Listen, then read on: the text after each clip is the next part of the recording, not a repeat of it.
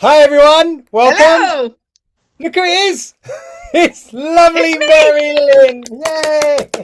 Yay!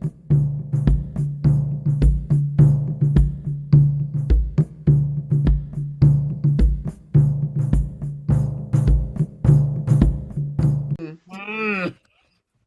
We're going to Yes, do a lovely video for you, a point of view video. And before we get into that, we'd love you to subscribe, ring that notification bell, because and write any comments that you think of this. It really helps, and we love your comments. we do love your Um, comments. We do, yes, we do. but please make sure you like. It's very important. Helps the algorithms and da da da. It does. And And subscribing. We ooh, we are yes, because we want to moving get to the forward. five And thousand. that 5,000 mark is getting really close. Yeah, And we don't want you to just to subscribe just to, in 6 months unsubscribe. But if you watch us regularly and you haven't, please do. We really want to grow our community of like-minded people. And uh, and we and we've got appreciate you.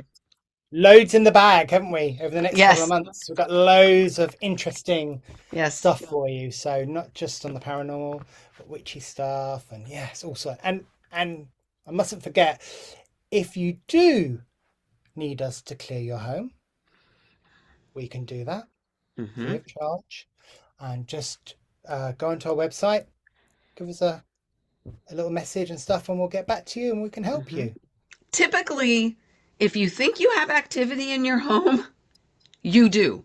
Typically, I say. Yes. Now, there are some people who are very paranoid about having activity, and every little bump and whisper, oh, there must be a ghost. Um, it's kind of rare to have those kind of people, but it does happen. But typically, if things have been going on and you're like, I don't know, probably is. You walk into a room and all your hair's standing on end, you don't know why. It could be Hmm. it, yeah. And it's better to be safe than sorry. It's No true. harm in checking out. No harm in checking out It's at all. true. And, there are occasions where the energy can just be so stagnant Yeah. and stale um, that it just needs to be cleared out and the vibration brought Yeah. up to a Yes. to a higher level. Maybe there's been illness in the home Yeah. and things are just not quite right. Um, and we can help with that too. We can check it out and clear that energy. Yeah, Raise a vibration. yeah, Yeah. Okay. So what have absolutely. we got in store today, Marilyn? Ooh, Amityville. Oof. Amityville. So this is from the tape library. Oh, And do lovely. you have the title of the video? I do. Hang on. I do. It is the disturbing true story of the Amityville horror, and it's what really happened? Question mark. What Yeah. really happened? Question mark. What really happened? Exactly. What I really happened? remember as a teenager, reading the book, seeing the movie. Um, I was so torn about how can this happen? I don't believe it. I seriously believe it. Yeah. And wondering always what really happened. And as everybody's, if you've watched our channel for a while, you know that as a young person, I got shut down. I wasn't open to um, reading energy or thinking about that I could read energy because it was just so shut down. And this mystery has always been in the back of my mind. Well, when I was a teenager, throughout my childhood, and we had loads of stuff going on in our house, so I was like, oh, this is all about our homes. Or this is like our home. This is like us. Mum's like, yeah, yeah, yeah, yeah, yeah, yeah. No, it is. Cold spot. The red eyes. Yeah. So Wow. it was quite interesting to read it, but I remember I read the book first, and I thought, oh, I couldn't put it down. Couldn't put it down. I really enjoyed it. So I think it was one of the first horror books I ever read. And I then when saw the movie first. oh, well, you Yeah. see, that reading a book, your mind goes haywire. I Yeah, saw the movie and then I saw that there was a book and I was like, I got to read this book. Got to read it. yeah, yeah. Yeah. But I never read number two, and I don't think I don't think I've seen Amityville two. I No, I may have have read not. one, I but haven't. yes, but Mm-mm. everything was yeah, tongue in cheek, taking a pinch of salt. But yes, it was good. So to me, it's like something that resonates in my little bottom of my heart. It's Yes. always the Mm-hmm. start of everything new. Mm-hmm. Okay, Mm-hmm. I'm excited. I'm let's excited to do this. go. All right, let's go. I know the Amityville story has been done to death, but I just couldn't resist revisiting it. For myself, and I'm sure many of you out there, Amityville is the haunted house story.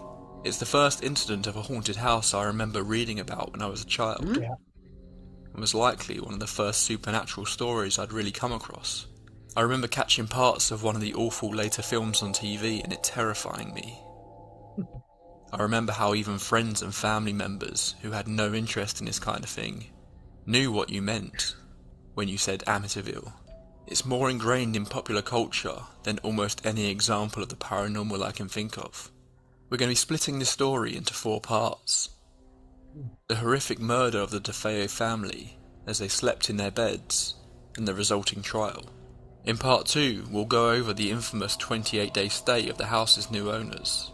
Then we'll take a look at the investigations into the reported paranormal encounters, before finally talking about the controversies of the entire case, and try to pin down what actually happened in this now iconic house. So let's go back to that night in November 1974. scary. We're going to go with the official events of what happened that night, but rest assured we will be talking about the many different accounts. Ronnie DeFeo Jr., or Butch as he was known, was the oldest of 5 children. To say he was a troubled young man was an understatement, and it speaks volumes that after the story of what happened came out, no one in the community was seemingly surprised. His family lived at 112 Ocean Avenue, Amityville, a beautiful waterside village on the south shore of Long Island. It appears that at around 3 AM in the morning, Ronnie Jr. walked into his parents' bedroom and then shot both his father, Ronnie DeFeo Sr., age 43, and his mother, Louise DeFeo, 42, firing at them both twice, before then heading to the bedrooms of his siblings, his brothers John and Mark, aged 9 and 10 respectively, his younger sister Alison, 13, before finally heading up to the top of the house and entering his sister Dawn's room, aged 18. All the bodies were found face down in their beds, as though they hadn't moved an inch, as Ronnie walked around the house, executing his family, one by one.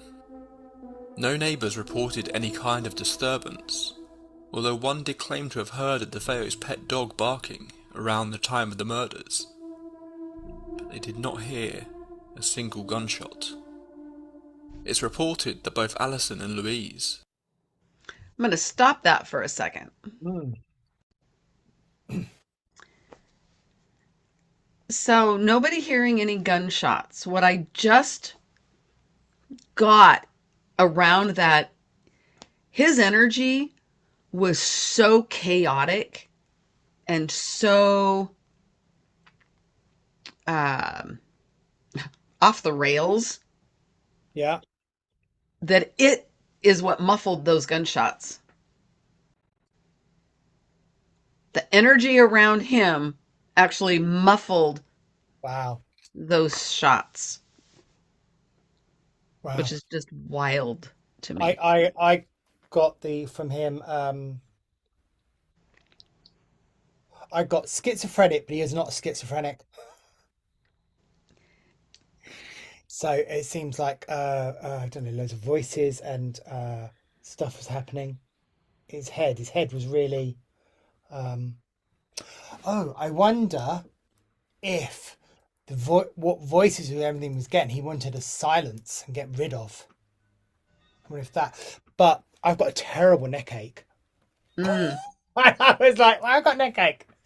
And when he said everything was laying down on the bed, I was like, oh, yeah, really felt my neck. But Yikes. yeah, but don't you find it strange? They were all on their front. Uh, no. Okay. Only because the human part of him that was aware had to have it that way. He may Uh, have moved them. He may have yeah, turned them yeah, over. yeah, yeah, Mm-hmm. yeah. They're definitely. It seems very busy Mm-hmm. Very when chaotic. when his head or this everywhere. It's very, Mm-hmm. very busy. Okay. Do we at this stage think it was just him, or do we think he may have had help, or You mean like another human help? either human or I don't think he had human help. entity help? I think he was absolutely influenced. Wow. Okay. Hmm. Yeah, I don't Like feel you he said, watched. schizophrenic, but he wasn't schizophrenic. Yeah. He had a psychotic break, but there is no mental illness. No. I don't think that was him. That was not him acting of his own free will. Because at first I wanted to say he was on drugs, but drugs just doesn't feel right.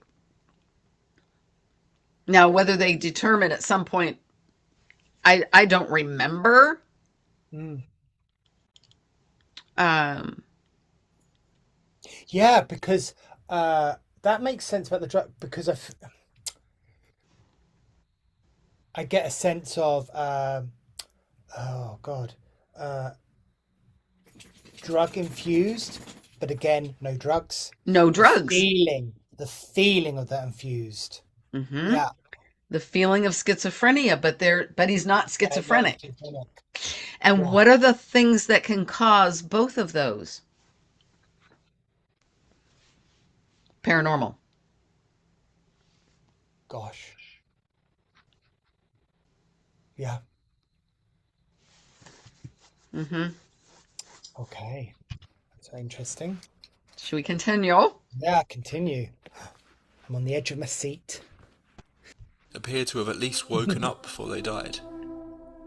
However, the official evidence suggests that none of the bodies were moved post-mortem, despite the appearance Oh, that they had been placed in their beds, almost deliberately. 6:30 p.m. that evening, Ronnie DeFeo Jr. runs into Henry's bar, just a block away from his family home, and starts shouting that his parents have been shot. He gathers a group of guys and they head to the house to discover the grisly scene. It didn't take long for the police to arrive, and they moved Ronnie Jr. away for both his safety and to ask him questions. This is when the stories began, and Ronnie Jr. had a lot of stories. He told the police that the killings had been carried out by a mob hitman. Connections between the mob and the family had long been the talk of rumours in the community. Ronnie Jr. said an old associate of his father's, by the name of Louis Vellini, was behind the killings and had threatened to murder his father after a falling out some years earlier. Ronnie Jr. claimed he hadn't been there for dinner earlier that evening, as he was sick of his mother's poor cooking, a detail that didn't really hold much water once it became evident the family had been killed some 14 hours earlier. After 12 hours of interrogation, it all came spilling out of Ronnie Jr. He spoke about his hatred for his family, how Ronnie Sr. had abused him for years, how he hated his family. He referred to his younger brothers as pigs. The previous night, while sat in his basement, watching the 1969 film Castle Keep. He decided he had had enough. He went to his parents' bedroom and shot them both in their sleep. Seemingly his intention had only been to kill his parents. But after that first act of violence, he couldn't stop himself. In a frenzy, he stalked from room to room, executing each and every one of his family members. A fact that Ronnie Jr. has never been able to explain. No one was surprised by this turn of events. Ronnie Jr. had been threatening to murder his parents for years, even leading to a psychologist warning Ronnie's mother that they needed to have him committed before he finally acted. Ronnie Jr. had been the victim of his father's abuse for years, and that combined with his heavy use of heroin, acid and speed took a severe toll on his mental health, until one day he just decided that he couldn't take it anymore. Then the court case began, and as did Ronnie's many, many different versions of events. Ronnie Jr. seemingly decided he would try to persuade the court he was insane, and therefore not responsible for his actions. This could explain the conflicting and downright strange stories that Ronnie came up with. However, these conflicting stories continue to grow and spiral, up until his death in 2021. Among his many claims over the years, he said that he was sat in the basement watching TV when he overheard his family plotting to kill him, and he decided to murder them first. He also claimed his sister Dawn had in fact killed his father, and that his mother had killed his siblings before he turned the gun on her. He claimed he drugged his family, which would explain why they were all found in their beds in such a strange manner. However, there were no drugs found in their systems. He's claimed that his sister and a number of other assailants assisted him in the murders. He's claimed he heard voices that told him to kill them, and even that a female demon in a hood with black hands brought him the rifle to do the deed. Ronnie's wild stories didn't help though. A court psychiatrist diagnosed him with antisocial personality disorder, and he was sentenced to spend the rest of his life behind bars. Well,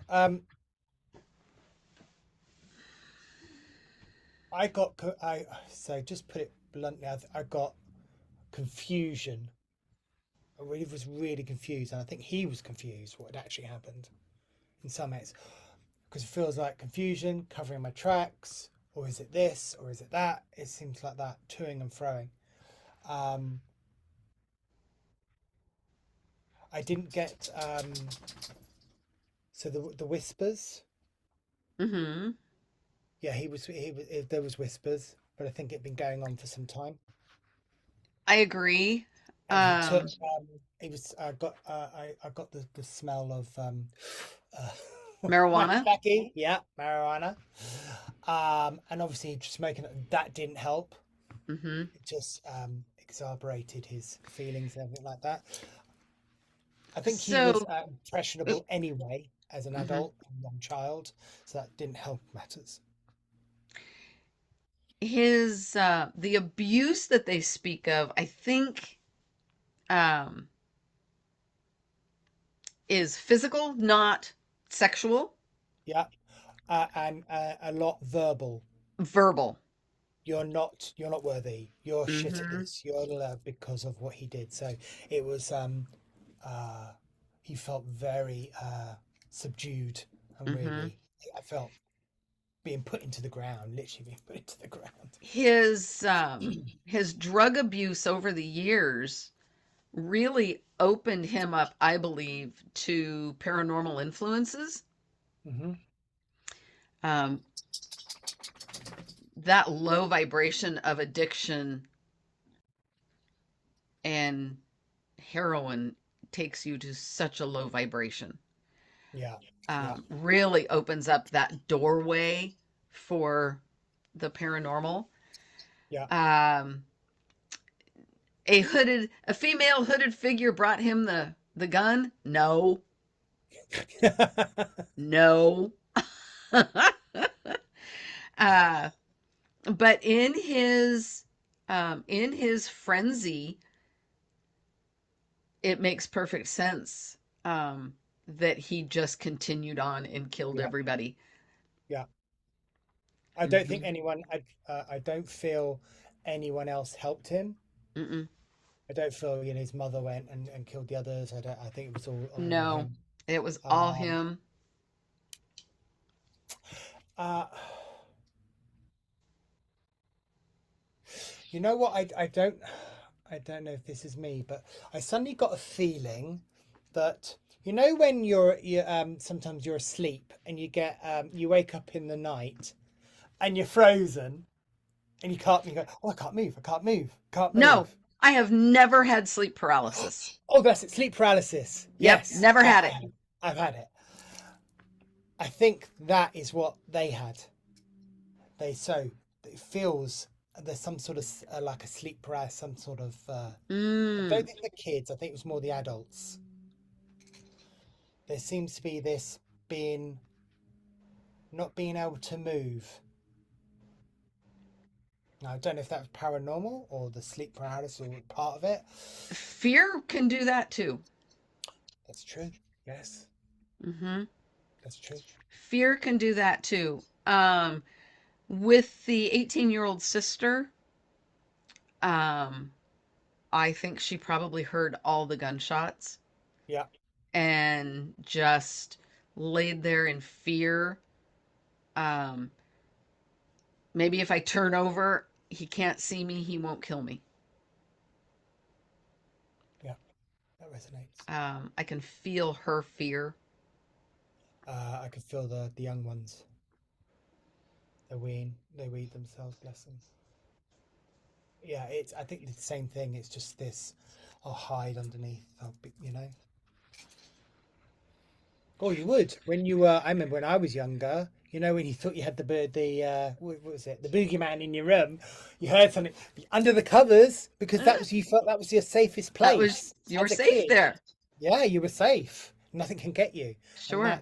that's the knock on. What unfortunately what happened. Mm-hmm. Gosh. Yeah. Yeah. So was he was he temporarily insane? I'm gonna say in a sense, yes. And at the same time, he made the conscious choice to carry out what he did. Yeah. Influence or not, um, there's still choice involved. And I don't think that he was so influenced by the paranormal that he had It was. no say. Uh, I think he was just a vulnerable person at the wrong time and was easy prey, Mm-hmm. easy prey, and didn't have to do much. It was I get nibbling, nibble, nibble, Sure. Yeah. nibble, and that free will was just I've had enough. That was Yep. him, because it was that nibble, nibble, and Yep. you're right. I don't feel it was. Spirit holding the gun or anything like that. He actually did that, but it was Spirit that seems to nibble him on. Yeah. Hmm. Well, should we see what the next part brings? Yeah. You What have I sure? got? Yeah, yeah, yeah. Just having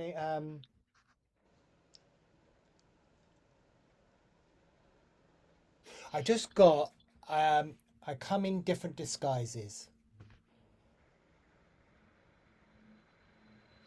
We'll leave it like that. Ooh. Yeah. I'm going to agree. Yeah. Yes, it does. Okay. Oh, that spooked me out, Marilyn. Come on. Chapter 2. The The haunting. Haunting. Just 2 weeks had passed when a new family arrived at 112 Ocean Avenue, ready to start a new life. George and Kathy Lutz looked up at their new home that they had just paid $88,000 for. They knew the history of the house and had spoken to their family about it, declaring themselves as not a superstitious bunch. The family couldn't turn down such a beautiful home and at such a steal, and decided that the unfortunate history was worth it. They entered their new home to discover it still full of the DeFeo's belongings, all except for the mattresses that were missing from each bed. What followed are 28 days that would become one of the most infamous hauntings of all time. The information in this section is all taken from Jay Anson's best-selling novel about the Lutz's experience, as well as from interviews with George and Kathy. Much like the murders themselves, there are a lot of conflicting stories on what exactly happened here, but we'll get to that later. The strange activity began almost immediately. In the first hour of being there, the Lutz's dog was chained up to a tree in the garden. For seemingly no reason, the dog suddenly decided to leap over the gate, his chain still attached to the tree, hanging itself over the fence by its neck, as the family rushed to save it. One of George's friends suggested that due to the history of the house, they should ask a Catholic priest to come and bless it. Thinking they had nothing to lose, George agreed, and shortly after they moved in, a priest came to clear the house of any residing spirits that may be remaining there. The house unsettled the priest from the moment he laid eyes on it, but it was only once he entered the upstairs bedroom, the room where Dawn had slept, that he was overcome with a true sense of dread. He asked the Lutz what they were planning to do with this room, and they stated it was to become a sewing room. The priest declared that should be fine, but in his opinion, no one should ever sleep in this room. The incident with the priest suddenly became more extreme when he felt what he claimed was a slap across the face before hearing a deep voice telling him to get out. Later, after getting home, it was reported that he was covered in sores and boils all over his hands. As soon as he said the word priest, oh my gosh, I felt the anger. Yeah. The I, anger of whatever this entity I was got like, oh, oh, I'm yeah. watching you. I'm watching you. I'm watching you. So, oh my gosh. I I think the 18-year-old sister was dabbling in something. Dabbling in, I'm not sure what. I don't know if she was dabbling in some type of magic, if she was dabbling in some type of uh, I got witchy board. maybe maybe something on the satanic line, something of an occult line, but I think she was dabbling in something.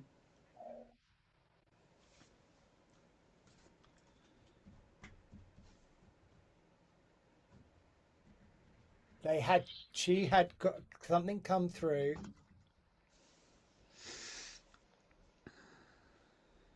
that she shouldn't have. So definitely something that she shouldn't have. But it's so much that the was it the entity wasn't afraid of the priest. So was her murder something that really angered this entity?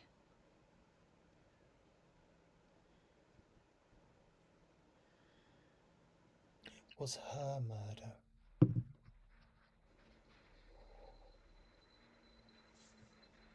It's weird because I don't want to say no. You know what I mean? It feels like, ooh.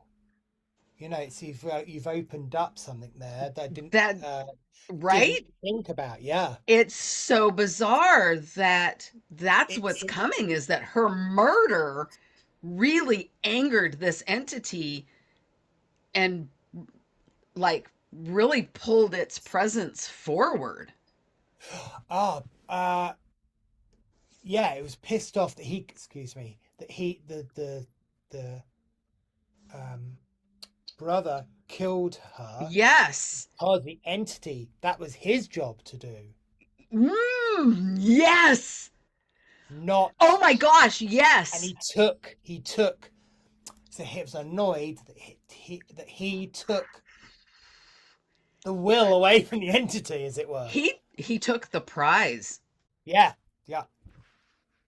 He took the prize, and then yeah, you bring this priest in, and that is like the nail on the coffin, so to Well, speak. it's like me That's like, slapping you around the face, and literally it did, well, whatever it did whoa. with the, yeah. Uh, Oh God, I got blah.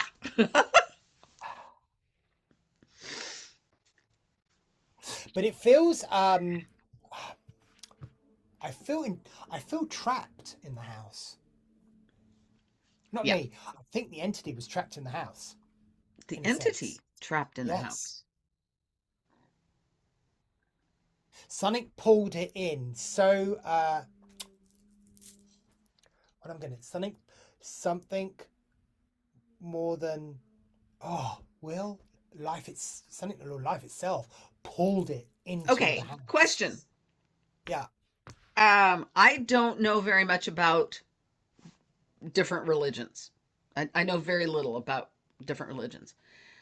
But I do know that in Catholicism, in the Yeah. Catholic religion, purgatory Mm-hmm. is you are you become earthbound and you are limited to a certain space. Was there someone in purgatory stuck in this house that got absorbed, so to speak, by an entity, and that entity itself was locked in purgatory?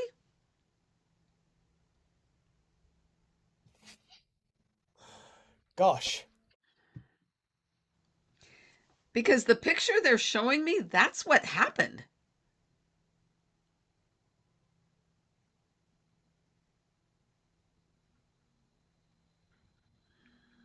Well, I can't describe it. I can't, but I mean, it makes sense. Dang. I can't, I can't say, no, I don't think that's right, Marilyn, because there's no no. It's like, oh, I never thought of that. Yeah. Quite bizarre.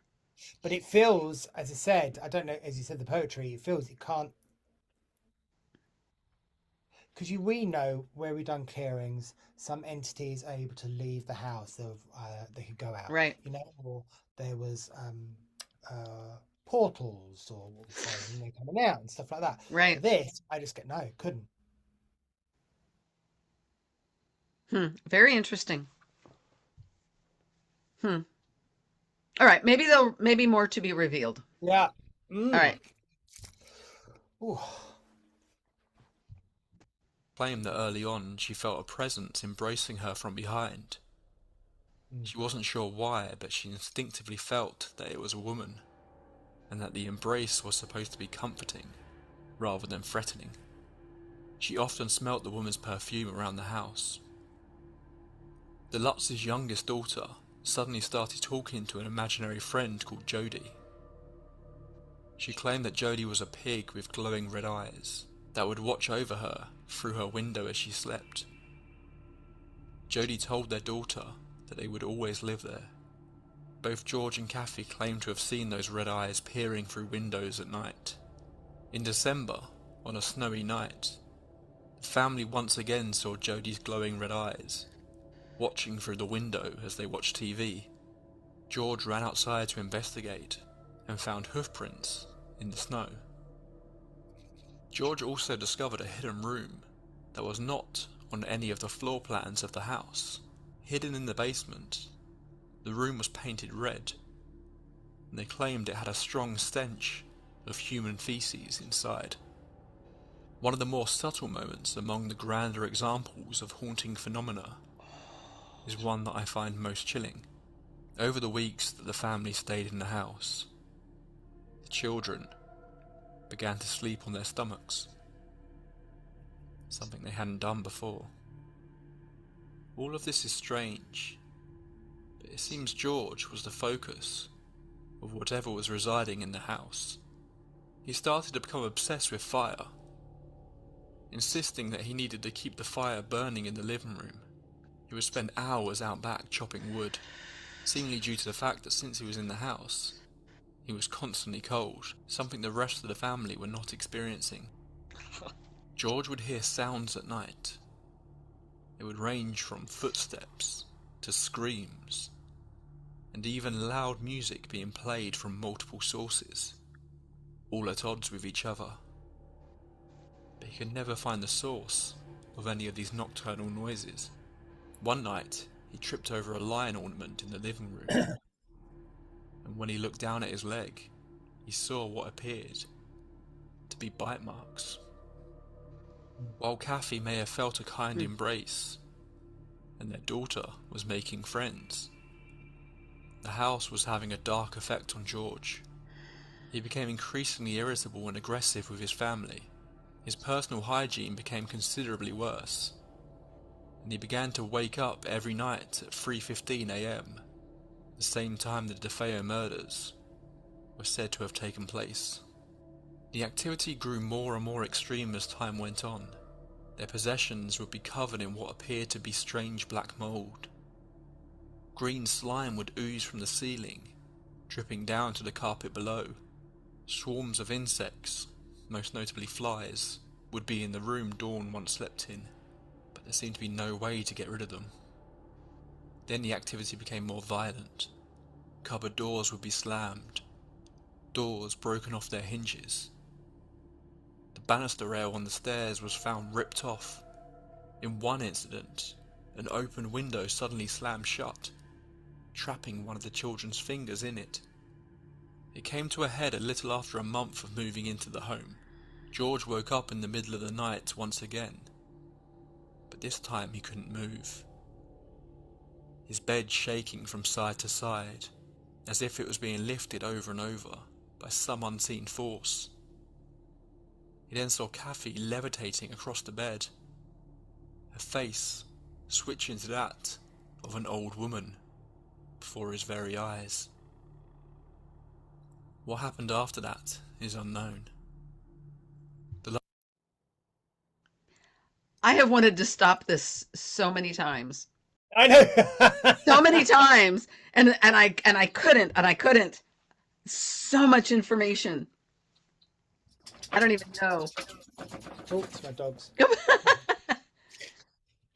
The first time I wanted to stop it was when they talked about that room that was painted red. Yeah.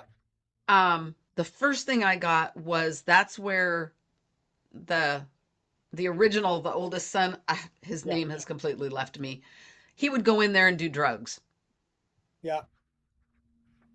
It was Um, his. It was his. I don't want to say cell. That's it. Seemed like a cell. That's where mhm. he would. Yeah, and yeah, and in terms of those drugs, he would pee and poo in there as well. Yep, exactly. And I got that there were many soul pieces lost in that room. Wow. Hmm. Yeah. And it's from that house. Hmm. Uh, Or is or yeah. can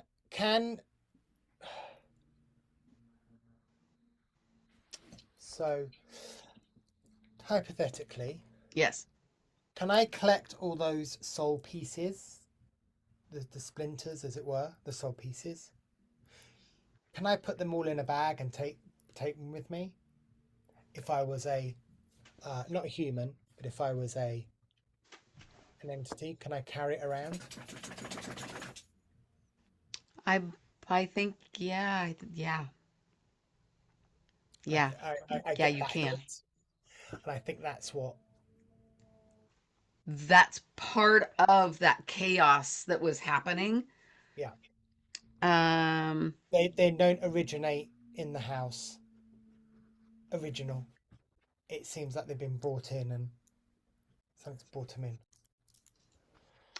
yeah, possibly. Um, the pig with the hooves and the red eyes. Who knows what that is? Um, it was creepy enough. I didn't look. Actually, you know what? When I was reading the book, that was the creepiest thing. Was the pig with the red eyes? It wasn't the flies. It wasn't the precinct. I remember that. That was the thing that really. And No, I remember the film, the red for eyes. me, the creepiest thing was the lion statue biting the leg. Oh my god! That for me, that was like that was it. You Um, were gone. that was like, oh my god, I am never putting my horse head statue on the floor. Yeah. I think. Remember, I said I will come in many forms, and I think that's what it did, and it would take over. It would take many forms. This entity Hmm. thing. So to a girl, and I think the mother. You know, she said at the beginning, Yep, she smelt the perfume. yep. That was from the first the actual mother. The mother, was that the crossed over mother? Had she crossed over and that was her coming in with some comfort or support or warning? Warning. It was warning. But in terms of, um, I get I think the word the mother the Lutz's mother was under a lot of pressure and a lot of stress, and I think the ghost mother came in and it was offered support, but also that warning. I Yeah. agree. Uh, Now, Mr. Lutz started getting angry, acting out of his normal character. yeah. Yeah. And my first hit was that the father that was murdered, he did not cross over. He stayed in the house and he Mm. initially was affecting Mr. Lutz. Initially, which opened him up to further uh, manipulation by whatever else is there, was there. Oh no, I get that. Yes, 110%. I got manipulation. Yeah, Mm-hmm. the father was being um, the father that died was being manipulated by an entity, Mm-hmm. and yeah, it's I get piggyback. So yeah, Yep. um, there was something else as well. Uh, yeah, this entity is very strong to also be able to um, cause a lot of damage, Mm-hmm. noises. This entity, most people would call it a demon. Right. I don't know that I'm going there. Hmm. I got. I don't have a name.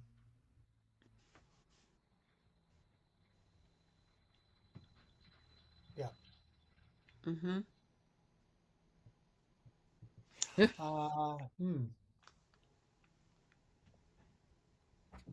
Wow. Gosh. Who'd have thought we'd be picking this up? And and This is the same entity that wanted the 18-year-old sister. He wanted her and was so angry when she was taken. I also believe that she crossed over immediately, so he never had a chance at her. All the kids did. Mm-hmm. Um, but then I think the entity was very much then making a play on the younger girl. And mother. I get mother as well.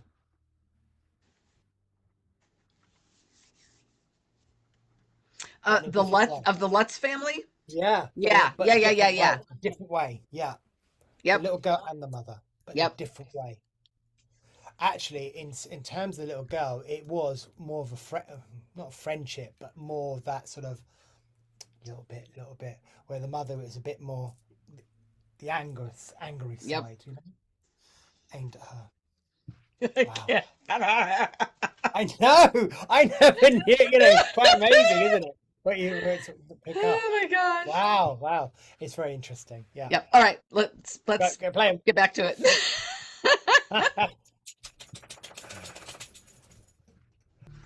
A secret that both George and Kathy took to their grave.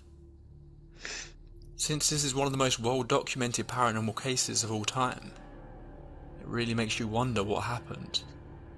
It was so bad, they could never bring themselves to talk about it. Whatever happened, the family left the next morning, leaving their belongings behind, and never returning. Before we jump into the investigation, I noticed something odd. Although I knew the story of the Amityville Horror, it had been a long time since I'd read the details. I started writing this video on the 13th of November. Just a fun coincidence that I didn't notice when I sat down to create the video. However, to add to it, the same night I started writing this episode, the app I used to track my sleep claims I was awake around 3:15 AM for 20 minutes. I have no memory of this. Yep. I've just gone really cold. Oh, have you? We talked today. I haven't slept at all the last 2 nights. I never really checked to see what time it was. That'd Well, be hilarious. I have not slept well for, I don't know. I can guarantee you I was not awake at 3:15. Okay, Guaranteed. I was not. Um that'd be hilarious. I have no doubt that, and I'm sorry I don't know the man's name that's narrating this. I have no doubt that he was having some type of influence. Yeah, Um, hmm yeah, I Absolutely, agree. Yeah, absolutely. and I think he's a sensitive person anyway. He would have to be doing all these sort of Sure. in this sort of, yeah, and it certainly touched him. hmm Definitely. Yep. Gosh. All right. So I think the investigations is where we are headed. Okay. Okay, Miss Marple, let's go. 3. The investigation. 2 months later, the Lutz story was beginning to get a lot of attention. A reporter decided to pull together a team of psychic researchers and spend the night in the home. And it just so happened they were able to get 2 of the most notable paranormal investigators of all time, Ed and Lorraine Warren, a controversial pair that we've covered on the tape library in the past. George Lutz met with the Warrens to give him the keys to the house, but he refused to go any closer than a restaurant 4 blocks away. Ed tried to ask George more about what had happened there, but George refused to talk, Ed suggesting that he appeared to still be too shaken to want to talk about it, especially what had happened on the final night. The investigators were all shocked by what they saw when they entered the house. It felt like a ghost ship. All of the Lutz's belongings were still there. Dirty dishes sat in the sink. Their brand new boat sat in the boathouse. George hadn't even come back for his custom motorcycles that were kept in the garage. When entering the house, both of the Warrens claim they were hit with overwhelming sensations. In an interview with the pair, Ed makes it very clear that he is not clairvoyant, nor is he sensitive to the spirit world. However, he said the second he stepped inside the house, it reeked of death. The pair went in separate directions. Ed down to the basement, Lorraine upstairs to the bedrooms. Both claimed to be hit with the strange sensation of powerful rushing water falling on them. In the basement, Ed encountered what he described as a powerful demonic force, while Lorraine saw in her mind's eye the image of bodies all lined up on the floor of the sewing room. Supposedly the bodies of the DeFeos, before the coroner took them away. The Warrens have shared many photos from the investigation. One of them appears to show a number of religious statues in the back garden. Apparently these predate the Lutz's moving in. The statues all come from St. Joseph's Shrine in Montreal. Ronnie DeFeo Sr. had travelled to Montreal just 6 months before his murder. But he didn't return alone. He came back with these statues, as well as a priest who was supposedly an exorcist. When asked why Ronnie had brought an exorcist to the house, he simply said, "I've got a devil on my back." The Warrens weren't the only paranormal researchers and psychics that were brought to the house that night. All of those that partook in the investigations claimed to have experiences in the house, ranging from feelings of intense terror, heart palpitations, all the way up to communicating with spirits, and even visions of an Indian chief. The group conducted a séance, during which Lorraine Warren proclaimed that there was an evil in this house from the bowels of the earth. They claimed that this evil had been there long before the murders. It's worth checking out interviews with the investigators if you want to hear further about the many experiences they had, but I really wanted to highlight what I think is, regardless of your beliefs, one of the creepiest events to take place during the entire Amityville saga. A number of cameras were set up around the house that were placed on automatic timers. Oh yeah, I remember this. These cameras were set so they would take a photo every 5 minutes, with various people walking about, and hours worth of photos that seemed to show nothing in particular. Most of the photos were filed away, not investigated much further. However, some years later, a young secretary was going through the Warrens' library of photos from the Amityville investigation. She was pregnant, and said every time she got to one specific photo in the set, her baby would kick. She looked at the photo. It was the same doorways at the top of the stairs she had already seen a dozen times. That wasn't until she noticed something odd in the bottom corner. There, looking from the doorway, appeared to be a young boy. His eyes glowing, staring directly into the camera. Before we delve into the controversies around this case, and believe me, there are many,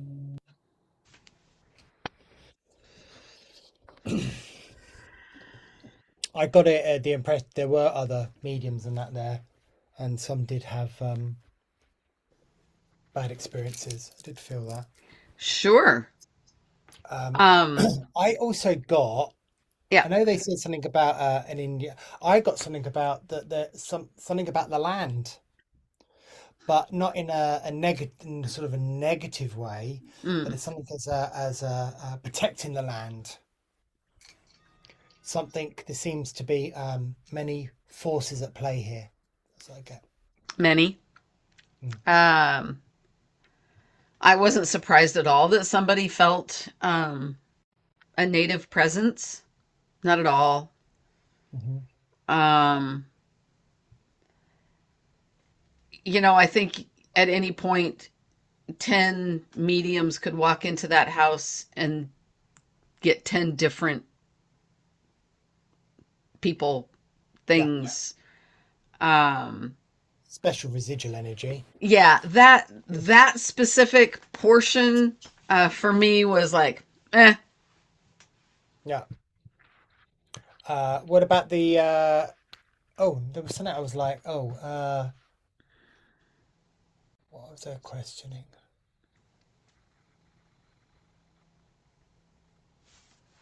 Oh, I can't remember. It'll come back to me.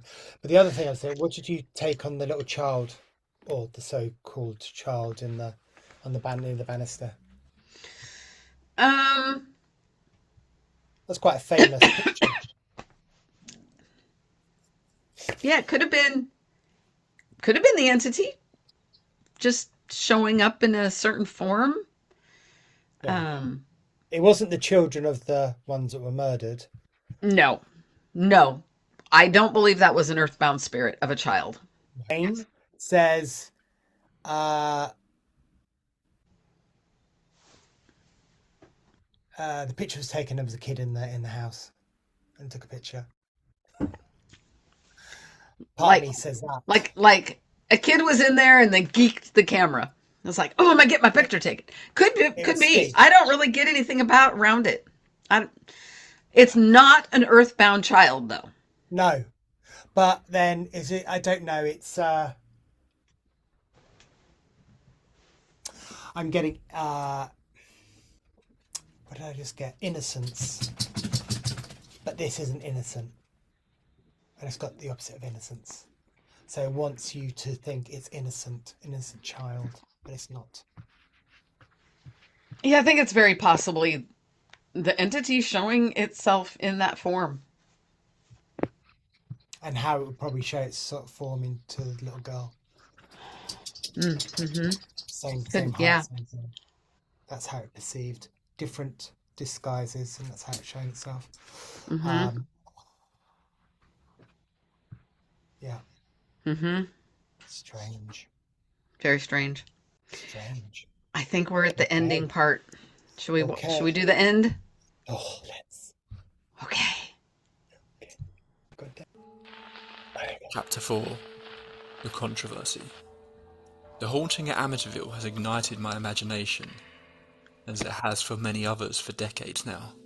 Everything about this story feels like it's ripped straight from a horror movie, and as much as I want this whole thing to be true, there are a lot of inconsistencies that need to be addressed. First, let's take a look at the crime itself. In the story of his life, Ronnie Jr. is the very definition of an unreliable narrator. Picking holes in Ronnie's various accounts of the murders would be a video in and of itself, just because of the sheer number of different stories he has told over the years. A number of people have interviewed Ronnie, and a book on the murders was written in the early 2000s that suggests Dawn was an integral part of the murders. In some versions of the story, she convinced Ronnie to do it. In others, she carried out the murders herself. It's also been suggested that Ronnie committed the murders along with Dawn and two others. There was evidence found on Dawn's body that suggests she may have fired a gun that night.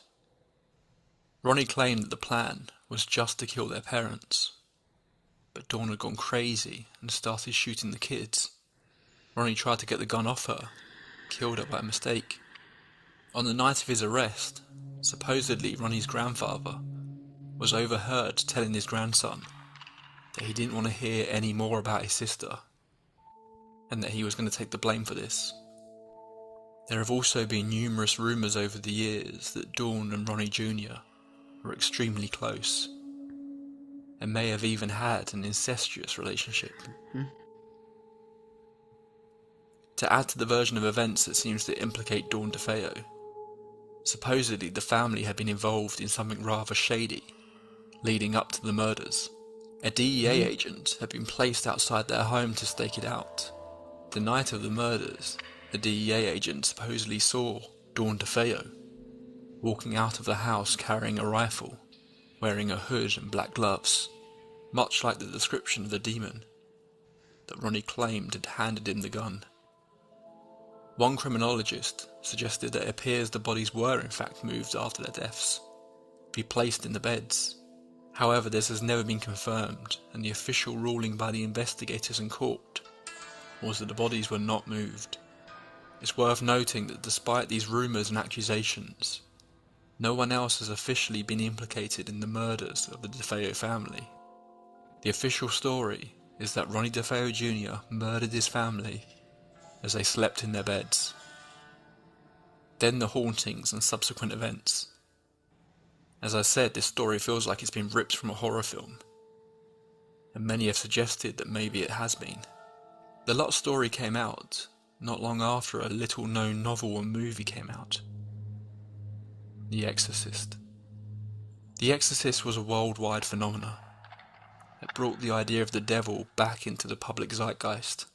A battle between the good Catholic priests against the demonic entity that could move furniture, levitate people, and spray green slime around. All very familiar concepts that are contained in the Lutz story.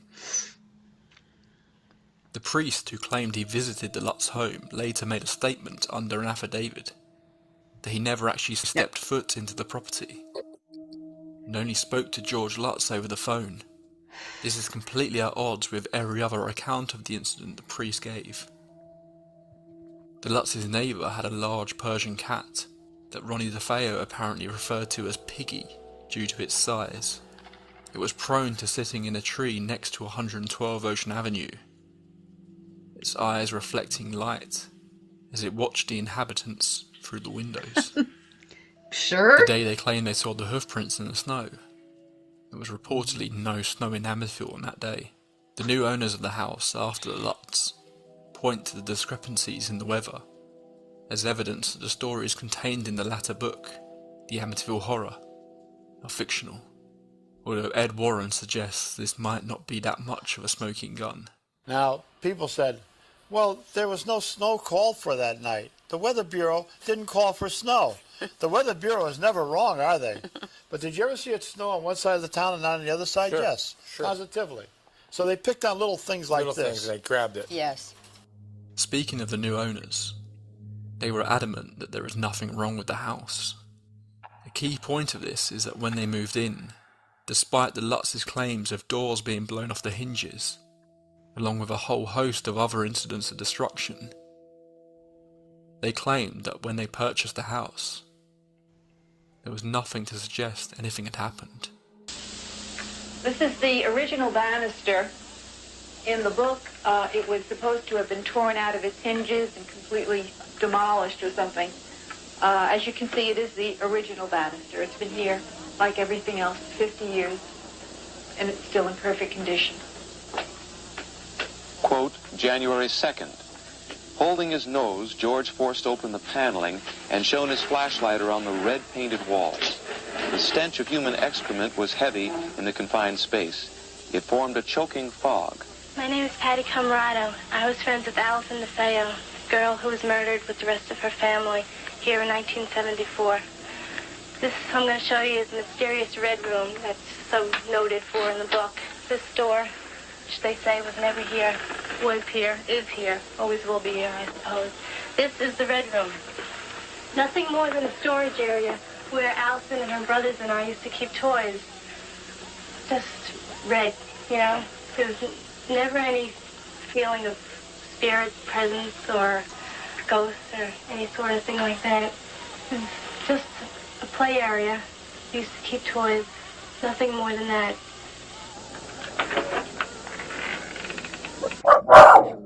This is the door of our home. In the book, it became a 250-pound door, which was completely blown out of its frame and off its hinges. As you can see, it's the original door, solid as a rock, immovable, and quite innocent. Once again, Ed Warren takes issues with the new owner's claims. In an interview, he states that visitors to the house since the Lutz left complained of horrific smells, and also that the new owner's parked car burst into flames outside the house. The window that supposedly would slam shut all by itself was apparently caused by a creaky floorboard, and a window with an incorrect counterweight. In a bizarre turn of events, Ronnie DeFeo Jr.'s defense attorney, William Weber, became involved with the Lutzes after they left the house. He brought them the proposal of a book and movie deal for their story. In a long drunken conversation, Weber is said to have revealed elements of the crime they wouldn't have previously known that likely could have influenced their story. Jay Anson wrote the best-selling novel The Amityville Horror, which made him millions. When asked if the story was true, he was always very reserved to give a definitive answer. However, Anson didn't get to enjoy his riches for long, dying of complications of heart surgery in 1980.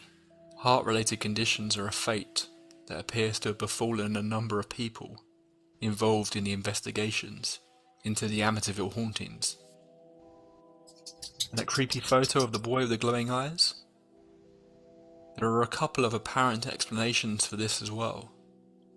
Some have suggested that it is in fact one of the investigators that was in the house that night, his glasses reflecting light to give off the impression of glowing eyes.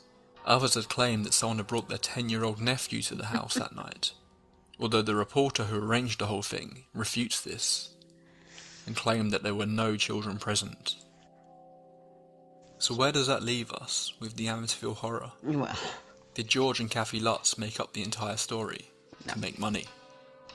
It's worth noting that while they did make a decent amount out of the book and movie, it paled in comparison to what Jay Anson made. George Lutz has said before that he wishes the book had stuck a little closer to the original story. Speaking of the original story, before it became the best-selling tale of demon pigs and blind priests that we all know today, the Lutz's story first appeared in an issue of Good Housekeeping, Gosh. a substantially more reserved version of events, mostly centred around unexplained sounds and strange feelings in the house. Both George and Kathy took polygraph tests and passed them. While these are obviously not perfect, it does suggest that something did in fact happen to them in that house. I'm also drawn back to Ed Warren's first description of George Lutz, how he didn't want to talk about what happened in the house, how the family refused to discuss what happened that made them leave the house in such a rush, how they left all of their belongings, rather than staying in that house a second longer. Whatever happened to them in those 28 days, both George and Kathy kept to their story until the day they died. I don't believe, as so many others seem to now, that their entire story was made up. I don't think anyone could have predicted the incredible success of the Amityville Horror. And as far as quick rich schemes go, faking a haunted house is a bit of a wild card. I think the Lutz family did encounter something in that house. What that something was, we will never know. I think they were encouraged by a number of outside sources to exaggerate the story, to make it more marketable, to create something that could be scarier than The Exorcist. And with dollar signs in their eyes, they went for it. Maybe what they experienced was a simple trick of the mind, brought on by the fact that they were staying in the house where they knew 6 people had been brutally murdered just 1 year previous. Maybe sleeping in the beds that once belonged to those victims wasn't the smartest of choices. But maybe, just maybe, there was something. Maybe it wasn't demons. Maybe it wasn't some sort of all-powerful poltergeist that could rip doors off of hinges and assault priests. But maybe there was some sort of an echo. Maybe if you happened to move into a house where something so unbelievably evil happens, some of that grief, some of that pain, some of that horror remains. Regardless of what you believe, the one thing we know for sure is that we don't know what happened during that 12-month span in 112 Ocean Avenue. well, isn't that true? Dun dun dun. You know, anybody that thinks a movie or a book is 100% fact is being unrealistic. Sure, there were embellishments and things made up. I mean, that's part of the I also got deal. there were things that were played down Sure. that weren't even put in the book or the film. So Sure. they were like, "Oh, the audience won't want that. We need this." So yes, I did get a touch And of that. you know, the neighbor's cat named Piggy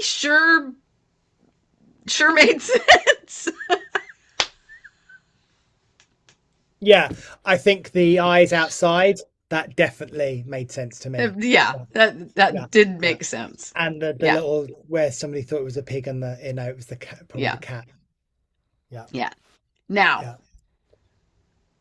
I and I think you had said this, that something was presenting as a child to the little girl to befriend her. Sure, Mm. absolutely. Yeah. That absolutely lands. Um, I almost have more questions now than Yeah, I yeah, had no, you're before. like, where do I start? Oh, I'll get back to you next week and I'll have a whole. Yeah, I agree. It's. Hmm. I get also cover up. Something with it covered up. Something's covered up as well. That woman going through the house and saying, "Oh, how look, this is the original door." No, it's all fake. Oh, Yeah, it was because I think they were going eventually wanted to sell it. So the realtor, is it? That it was like, sure. didn't want anything to happen. I don't think that house exists now, does it? I think it was I actually don't knocked think down. so. I think it I has think it's been actually demolished. because it used to Hmm. get too much Hmm. people knocking on the door. Yep. Um, but yes, I think it was a lot of it was played down Hmm. to sort of, but I also did get a mafia connection. Yeah, I got a mafia connection with the family.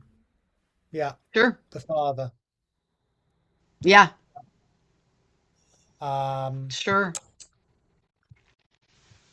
yeah, I did get that. What else? Yeah, it feels like it's all been covered over and put it to sleep. We don't need it anymore. Mm. Yeah. I think there's so many. Um, I'm going to interrupt myself and say that guy from the tape library is a good narrator. Oh, he's fantastic. Actually, if you all the shows, and we've done two of his already, amazing. He grips you like this. You're Hmm. so like enthralled. You're in Hmm. with the story. It's amazing. Great Hmm. script writer. Great his voice. Yeah, he hits Hmm. every button. Yeah, I agree. he's Fantastic. good. The He's bee's good. knees. The bee's knees. Yes. Um, yeah, that was fun. Yeah, That was fun. And he's right. We will never know um, but do we exactly what really happened. want to know? No, I Do we? don't. Our human side is like, oh, I need to know. I need to go to the end. No, I agree. Mm-mm. I don't. What I know now, yeah, fine. Just leave it at that. I don't want to explore. I don't want to open up Mm-mm. Pandora's box. Boom, Mm-mm. it's done. I'm terrible what they went through. Uh, all the Mm-hmm. families. But I Mm-hmm. think it's let's lay to rest. Yeah. Yeah. Well, thank you. No, thank you. It's a pleasure working with It you again. It was was a fantastic. pleasure. And who knows what we're going to do next? Who knows? Knows exactly. Ooh. There is a house. I don't remember where in the world it is. It's somewhere not in the United States. Um, that claims to be like Europe's Amityville. Okay, so we'll So hunt for I that. I think Or that viewers, that might be something to come in the future. yeah. So if Mm-hmm. any of the viewers know this house, Mm-hmm. yeah, Yeah. maybe we're gonna have a look and see if they can give Yeah. us the name. We'll have a look and we'll watch your space. Yes. Yeah, watch your space. Yes. Fantastic. So please let us know if you enjoyed this. We love your comments. And again, like, subscribe, share, notification Ding ding ding bell, ding ding. Yep, um, all that good stuff. Yeah. fantastic. Any We'll other see you parting next time. words? Yeah. See you next time. Onward and upwards. Take care, everybody. Bye. Bye.